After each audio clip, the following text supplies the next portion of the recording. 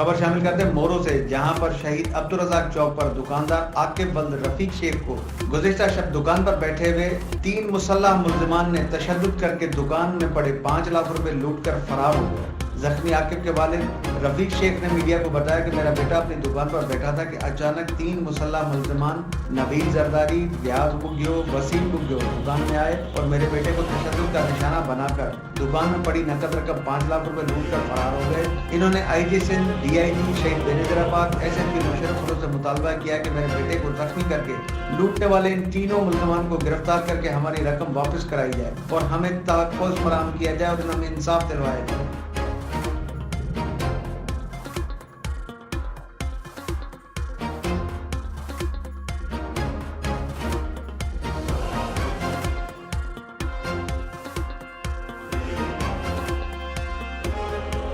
मज़ीद खबरों और अपडेट्स के लिए देखते रहिए हमारा YouTube चैनल HRJDO न्यूज़।